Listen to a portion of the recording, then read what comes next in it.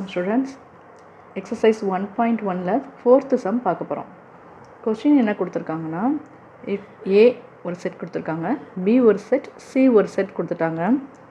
Show that A cross A is equal to B cross B intersection C cross சின்னு சொல்லி கொடுத்துட்டாங்க.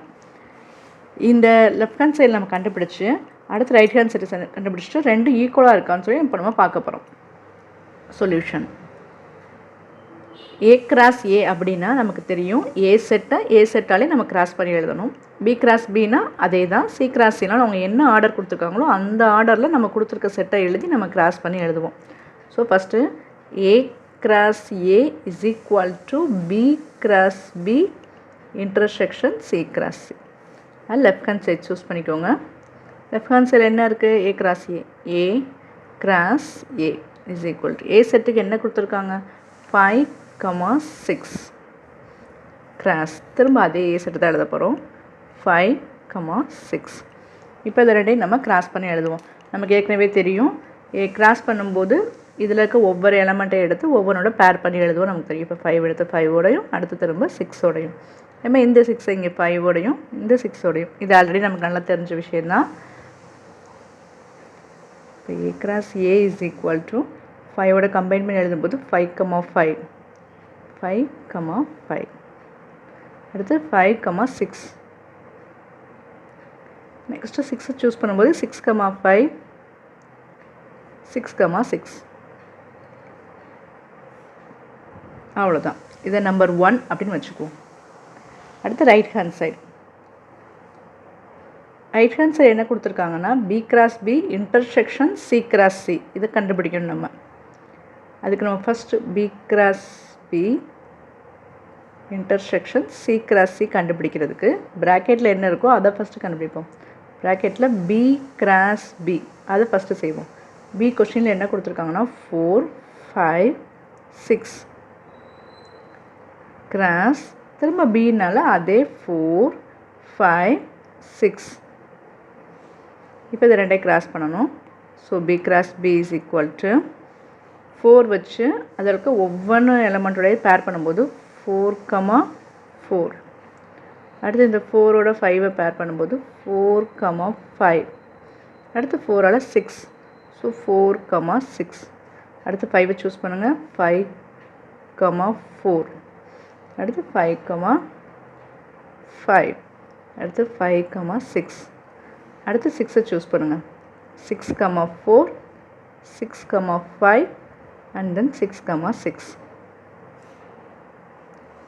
இப்போ B cross பிக்கு நம்ம ஒவ்வொன்றுக்கும் பேர் பண்ணி எழுதியாச்சு. அடுத்து ப்ராக்கெட்டில் என்ன இருக்குது அப்படின்னா சி கிராஸ் சி. ஸோ இப்போ நம்ம அடுத்து சி கிராஸ் சி செய்ய போகிறோம். C cross C. சிக்கு என்ன கொடுத்துருக்காங்கன்னா 5, 6, 7. இது கொஸ்டினில் கொடுத்துருக்க செட்டு. கிராஸ். திரும்ப அதே சியை திரும்ப எழுதணும். 5, 6, 7 எழுதியாச்சு. இப்போ இதை ரெண்டையும் நம்ம கிராஸ் பண்ணும்போது நமக்கு எப்படி கிடைக்குதுன்னா, C cross C is equal to இந்த 5ஆல் ஒவ்வொன்றையும் நம்ம பேர் பண்ண போகிறோம். ஸோ 5ஐ சூஸ் பண்ணி ஃபஸ்ட்டு 5 கிராஸ்க்கு 5,5. அடுத்து 5ஓட 6ஐ கம்பைன் பண்ணும்போது 5,6. நெக்ஸ்ட் 5,7. அடுத்து இங்கே 6,5. அடுத்து 6ஐ சூஸ் பண்ணி ஒவ்வொன்றாக இது பண்ணுறோம். 6,6, 6,7. அடுத்து 7ஐ சூஸ் பண்ணி ஒவ்வொன்றா எழுதுங்க. 7,5, 7,6 and then 7,7. C cross C கண்டுபிடிச்சிட்டோம். இப்போ இந்த சி கிராஸ் சி கண்டுபிடிச்சதுக்கப்புறம் கொஷினில் ரைட் ஹேண்ட் சைடு என்ன கொடுத்துருக்காங்க அப்படின்னா, B cross B intersection C cross சின்னு சொல்லி கொடுத்துருக்காங்க. அப்படின்னா என்ன அர்த்தம்? பி கிராஸ் பி கண்டுபிடிச்சாச்சு. Intersection C cross C. இன்டர்செக்ஷன்னா பொதுவாக இருக்குதுன்னு அர்த்தம். இது ரெண்டுக்கும் பொதுவாக என்ன இருக்கோ, காமனாக என்ன இருக்கோ அதை எழுதுறது தான் இன்டர்செக்ஷன்.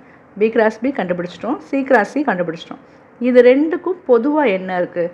இப்போ இது ரெண்டுக்கும் பொதுவாக என்ன இருக்குதுன்னு பார்ப்போம். 4,4 இங்கே இருக்குது. இங்கே இருக்கா? இல்லை. 4,5 இங்கே இல்லை. 4,6 5,4 இல்லை. 5,5 பி கிராஸ் பியில் இருக்குது, சி கிராஸ் சியில் இருக்குது. ஸோ 5,5 ரெண்டுலேயுமே இருக்குது, பொதுவாக இருக்குது. அடுத்து வேறு என்ன இருக்குது? 5,6 இருக்குது. இங்கேயும் 5,6 இருக்குது.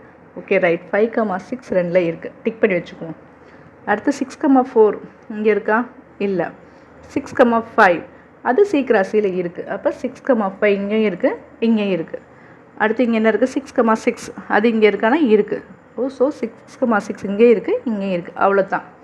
இப்போ நம்ம இந்த பி கிராஸ் பியும் சி கிராஸ் பியும் கம்பைன் பண்ணி பார்த்தோம். ரெண்டில் எது காமனாக இருக்குன்னு சூஸ் பண்ணும்போது ரெண்டையும் வெரிஃபை பண்ணி பார்த்தா இந்த 4 பேர் மட்டும் நமக்கு வந்து இங்கே ரெண்டுலேயுமே காமனாக இருக்குது. ஸோ அதை மட்டும் எடுத்து எழுதணும். அதுதான் ஆன்சர். இப்போ என்னென்ன இருக்குது? 5,5 5,6 and 6,5 6,6 அவ்வளோதான்.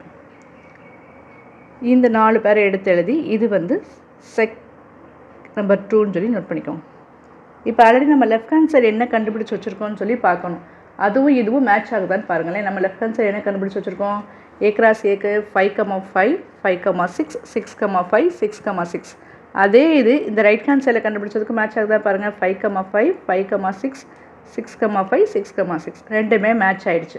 ஸோ இப்போ ரெண்டுமே மேட்ச் ஆகிறதுனால 1 is equal to 2. நம்ம 1 2 சூஸ் பண்ணோம்ல, அதாவது left hand side is equal to right hand side. So அவங்க ஷோ தட் அப்படின்னு கேட்டிருந்தாங்க. இது கரெக்டுன்னு சொல்லி ப்ரூவ் பண்ணுங்கனாங்க. நம்ம ரெண்டுமே ஈக்குவல் கண்டுபிடிச்சாச்சு. Left hand side is equal to right hand சைடுன்னு சொல்லி நம்ம கண்டுபிடிச்சிட்டோம். அதாவது A cross A is equal to B cross B intersection C cross சின்னு சொல்லி ப்ரூவ் பண்ணியாச்சு. அவ்வளோதான். Thank you students.